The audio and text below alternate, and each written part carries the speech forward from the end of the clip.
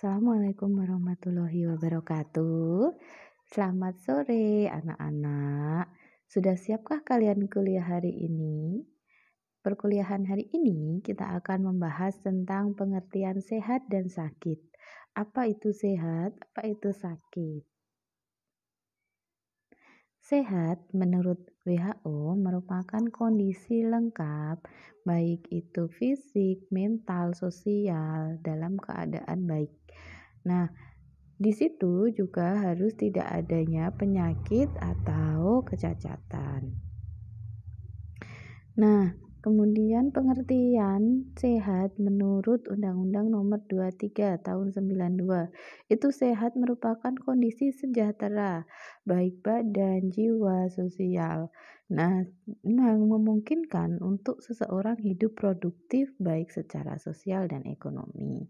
Maksudnya produktif secara ekonomi itu berarti orang tersebut punya pendapatan yang akhirnya dapat meningkatkan taraf hidupnya, dapat meningkatkan konsumsinya, dapat menyebabkan dia mempunyai asupan makanan yang lebih baik.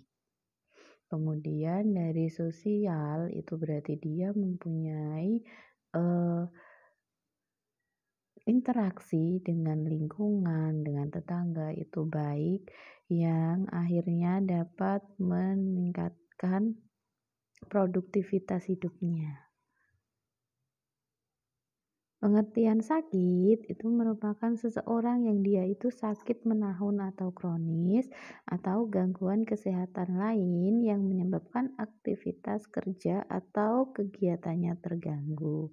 Nah, saat seseorang sakit namun dia belum terganggu untuk melakukan aktivitasnya, maka dia belum bisa dikatakan sakit. Penyebab sakit itu bisa dilihat dari hostnya atau orangnya atau person, kemudian agen adalah penyebab penyakitnya, environment adalah lingkungannya. Seseorang atau manusia itu bisa sakit karena dia dalam keadaan yang rentan. Kerentanan mereka itu dipengaruhi oleh faktor genetik, yaitu dari genetiknya dia di dalam tubuhnya, kemudian dari nutrisi, yaitu dari asupan makanannya dia, dan kemudian dari imunitas tubuhnya. Nah, status imunitas individu itu juga dipengaruhi oleh infeksi alami yang terjadi dan imunisasi. Kenapa imunisasi bisa mempengaruhi imunitas seseorang? Karena imunisasi, kalian harusnya pernah dengar istilah imunisasi ya anak-anakku. Nah, imunisasi itu merupakan suatu fase di mana tubuh itu dikenalkan oleh virus atau bakteri penyebab penyakit. Dengan itu, maka tubuh diharapkan dapat membentuk kekebalan tubuh. Nantinya saat terjadinya penyakit itu beneran terjadi, maka tubuh itu sudah bisa membuat kekebalan sendiri, membuat antigen sendiri, antibodi sendiri gitu ya. Jadi dia tidak akan sakit gitu. Nah, faktor yang menyebabkan orang sakit itu ada faktor biologis, itu seperti dari virus, bakteri, jamur, binatang, itu yang bisa menyebabkan sakit. Kemudian bisa juga dari fisik, dari kebisingan, suhu, cahaya. Misalkan ada pekerja pabrik yang dia harusnya itu menggunakan APD berupa penutup telinga atau air plug, tapi dia tidak menggunakannya. Padahal di pabrik tersebut sangat bising. Itulah yang membuat dia rentan mengalami penyakit telinga. Kemudian dari bahaya kimia, itu dari bahan-bahan kimia, dari bahan radiologi. Itu yang akan menyebabkan gangguan secara kimia. Misalkan rumah yang dekat dengan sutet itu akan sangat terganggu dengan bahaya radiologi gitu, radiasi gitu ya. Terus psikologis itu maksudnya saat seseorang dalam kondisi stres akan mempengaruhi misalkan pola makannya dia itu tidak teratur, dia tidak mau makan, akhirnya dia sakit gitu ya. Nah, kemudian di sini ya kan dijelaskan juga tentang proses terjadinya infeksi. Nah, ternyata variabel dari infeksi itu ada beberapa. Yang pertama yaitu dari agen. Agen infeksi merupakan sesuatu yang menyebabkan terjadinya infeksi. Contohnya adalah seperti virus, bakteri gitu ya. Kemudian reservoir atau sumber infeksi itu contohnya DBD itu ada di dalam tubuh nyamuk. Lah reservoirnya itu adalah nyamuknya itu. Kemudian portal of exit itu adalah jalan keluarnya dari nyamuk, dari tubuh nyamuk itu. Kemudian cara penularannya kalau ini adalah DBD yaitu dari gigitan nyamuk. Portal masuknya itu adalah dari saluran tubuh, saluran darah manusia yang telah tergigit nyamuk. Daya tahan hospes itu adalah dari tubuh manusianya. Lanjut ya. Faktor proses infeksi. Nah, infeksi itu ternyata ada prosesnya, dari proses inkubasi. Inkubasi itu seorang sudah terkena penyakit itu namun tanda dan gejalanya belum ada. Prodromal itu tanda-tandanya sudah ada. Misalkan dia mau flu, dia sudah demam, batuk-batuk. Kemudian dia sakit flu, setelah itu dia mengalami fase penyembuhan. Di fase pemulihan ini ada sembuh, ada sakit, ada kecacatan, ada kematian.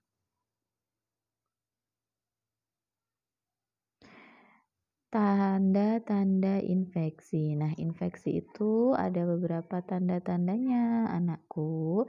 Yang pertama itu ada tanda kalor, yaitu terjadi perubahan panas. Kemudian setelah ada perubahan panas itu terjadi dolor, yaitu terjadi sakit, bertanda sakit. Kemudian ada rubor, terjadi kemerahan. Kemudian tumor, terjadi bengkak. Kemudian visual ini terjadi gangguan fungsi. Nah, gangguan fungsi ini berarti tahapan ini pertama-tama misalkan kalian kena air panas, itu yang pertama terjadi eh, panasan karena air itu, kemudian terjadi rasa sakit, kemudian terjadi kemerahan, terjadi kalau kena air panas berarti melepuh, kemudian gangguan fungsi atau beralih fungsi, jadi dia itu misalkan dia harusnya bisa duduk karena dia kena air panas dia tidak bisa duduk gitu ya. Nah lanjut, konsep terjadinya penyakit ternyata ada beberapa model anak-anak. Model roda itu seperti apa? Model sebab akibat dan model segitiga epidemiologi. Nah, ini adalah model roda. Model roda ini berarti di sini ada inti genetik di dalam tubuh host atau di dalam tubuh seseorang yang itu akan mempengaruhi terjadinya sakit. Namun di sisi lain, seorang sakit itu juga dipengaruhi oleh lingkungan, baik lingkungan sosial, fisik, biologi, dan fisik. Nah, semua ini saling berinteraksi yang akan mengakibatkan terjadinya sakit. Ini merupakan model jaring jaring apa? Ini merupakan jaring sebab akibat. Nah, di sini penyakit itu terjadi karena faktor pertama, faktor kedua, sedang faktor kedua itu dipengaruhi oleh faktor ketiga, 4, 5, 6, 7, 8, 9, 10. Nah, jadi misalkan seseorang itu terkena flu yang mempengaruhi dia adalah virus flu-nya itu. Kemudian dari tubuhnya dia, imunitas tubuhnya, kemudian dia dipengaruhi oleh asupan makanan, lingkungan, tempat tinggal, gaya hidup, pola makan, Kemudian yang lain misalkan sosial ekonomi, budaya, gitu ya. Lanjut. Ini contoh diagram sebab akibat dari misalkan mobil tidak bisa berjalan. Misalkan dilihat dari bahannya, wah ternyata bahan yang dipakai itu rusak. Wah ternyata bahan bakarnya yang dipakai salah, harusnya itu pakai bensin malah pakai solar. Metodenya ternyata dia keliru atau terjadi kesalahan dari perencanaannya dia, harusnya dia jalan ke kiri malah ke kanan, dari lingkungan pencahayaan yang kurang misalnya, atau terlalu banyak yang akhirnya membuat silau, terlalu rendah temperatur akhirnya tidak berjalan maksimal. Kemudian seseorang itu dia laki-laki atau perempuan yang akan berbeda dari pilihan mengendaranya, sikap mengendara, pandangannya gitu ya. Nah, model transmisi penyakit atau terjadinya penyakit atau perpindahan penyakit itu bisa secara langsung tanpa perantara, ada juga yang harus dengan perantara. Contohnya tadi yang dengan perantara atau tak langsung itu eh, agen dari DBD, malaria harus pakai perantara nyamuk baru ke manusia gitu ya. Ada yang secara langsung, sekarang ada penyakit apa? COVID gitu ya. Nah, ini merupakan segitiga epidemiologi yang di sini ada agen adalah penyebab penyakitnya. Pejamu itu sama dengan host yang tidak kayak kita tadi sebut host. Lingkungan adalah lingkungan tempat tinggalnya. Di sini ada panah ke sini, panah ke sana, ke sini. Ini maksudnya adalah mereka saling berinteraksi untuk menyebabkan terjadinya penyakit. Pola terjadinya penyakit itu ada banyak pola. Ada pola sporadik, itu jarang terjadi dan tidak teratur. Misalkan penyakit campak gitu. Ada juga pola penyakit endemi. Pola ini berarti kejadian ini dapat diprediksi, misalkan endemi malaria, daerah endemi malaria. Daerah endemi malaria itu yang seperti apa sih, anakku? Kemudian ada juga daerah endemi DBD yang di situ tuh yang daerah misalkan padat penduduk, kemudian di daerah perkotaan. Walaupun sekarang penyakit endemi itu DBD bisa juga di pedesaan ya anak-anak. Nah, kemudian epidemi. Epidemi itu adalah kejadian yang awalnya itu tidak ada. Terus kemudian jadi ada dan sangat banyak. Contohnya kemarin tidak ada namanya penyakit COVID. Tahu-tahu sekarang ada. Namun sekarang yang COVID itu lebih berkembang lagi kepada penyakit pandemi. Kenapa? Kok dia dari epidemi dia menjadi pandemi karena penyakit itu terus-menerus meningkat dalam waktu yang lama, tidak menurun, dan juga wilayah yang dia serang itu besar. Misalkan COVID ini ya, dia pandemi, jadi penyakit pandemi yang sampai ke luar negeri gitu ya. Kemudian spektrum penyakit, ada istilah spektrum penyakit, ada istilah gradien penyakit. Kalau gradien penyakit itu merupakan rentan dan variasi gejala manifestasi dan keparahan dari penyakit infeksi. Sedangkan penyakit non-infeksi disebut spektrum penyakit.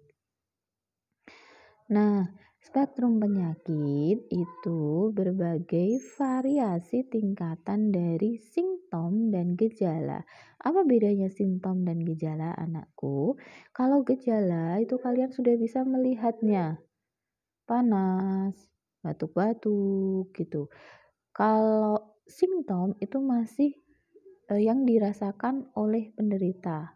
Misalkan seperti dia susah tidur gitu ya. Terus dia seperti demam, tapi demamnya itu hanya baru dirasakan oleh penderitanya gitu. Nah, kemudian dari intensitas infeksi penyakit itu ada yang dia itu ringan, sedang sampai berat, bahkan sampai komplikasi pada organ vital.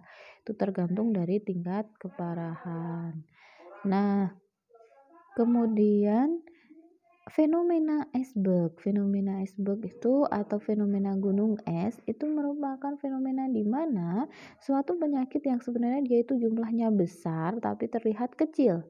Nah, fenomena ini terjadi pada penyakit kronis, terus kecelakaan, dan juga bisa penyakit infeksi jika dia secara kuantitatif dan kualitatif itu dapat berpengaruh besar pada seseorang.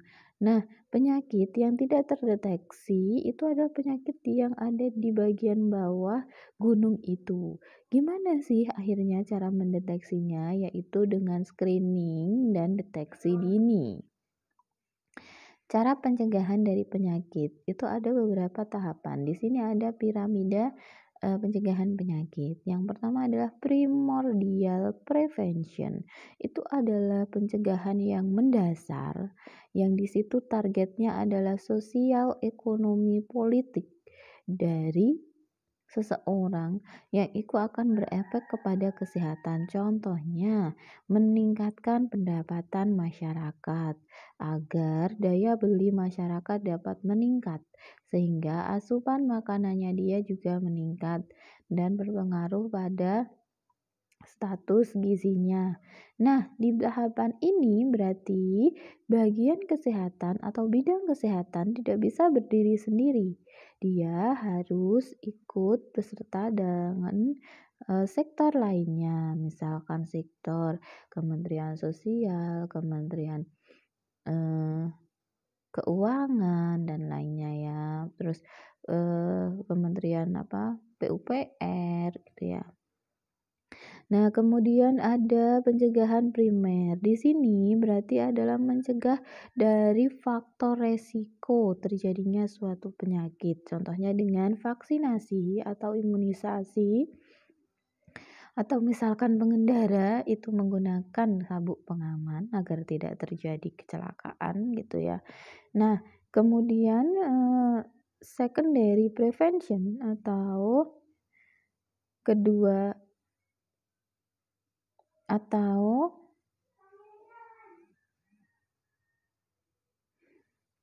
pencegahan sekunder itu merupakan pencegahan karena sudah terjadi penyakit itu agar segera sembuh itu maka dilakukan pengobatan gitu ya. Nah, kemudian yang ketiga tertiary prevention itu merupakan tahap dari suatu penyakit agar dia tidak lebih parah atau saat seseorang sakit itu tidak sampai menjadi penyakit komplikasi. Itu berarti diadakan rehabilitasi atau pengobatan rutin. Misalkan untuk penyakit kronis dia harus berobat setiap bulan sekali gitu ya. Nah, ini adalah UAS kita anakku. UAS ini maksudnya apa sih? Maksudnya karena penyakit itu pasti ada obatnya dan salah satunya saat kalian melihat ternyata pencegahan penyakit itu ada fasenya, ada tahapannya. Kalian bisa berusaha untuk mencegah agar penyakit tersebut tidak terjadi. Oke, sekian paparan dari presentasi ini. Semoga bermanfaat. Kita tutup dengan hamdalah bersama-sama. Alhamdulillahirobbilalamin. Dan jika kita ada pertanyaan, ada yang harus kita diskusikan, bisa diskusi di kolom diskusi gitu ya. Terima kasih anak-anakku.